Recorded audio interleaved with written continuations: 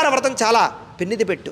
ఎవరైతే సప్త శనివారాల వ్రతం మానకుండా 7 వారాలు కంటిన్యూగా చేస్తారో ఆ స్వామివారి అనుగ్రహంతో వాళ్ళందరి సమస్త కోరికలు నెరవేరడమే కాకుండా చాలా తక్కువ కాలంలోనే వాళ్ళ కోరికలు నెరవేరుతాయి.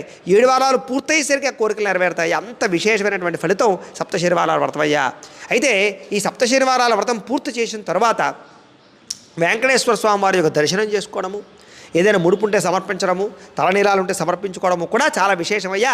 అది వీలుని బట్టి ఆచరించవచ్చు, వాళ్ళ భక్తిని బట్టి అని చెప్పేసి సప్తశనివారాల వ్రతం ఎలా చేయాలో దానివల్ల వచ్చే ఫలితం ఏమిటో శాస్త్రోక్తంగా వివరంగా శౌనకాది మహామనందరికీ సూతుల వారు తెలియజేశారు. కాబట్టి మనం కూడా విన్నాం. కాబట్టి సప్తశనివారాల వ్రతం చాలా విశేషము, చాలా అందరూ కూడా ఆచరించవచ్చు.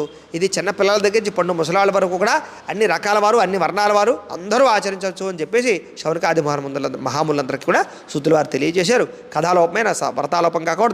2 నక్షత్రాలు అక్కడ వేసి 2 నక్షత్ర రసం వేసుకోండి. అయితే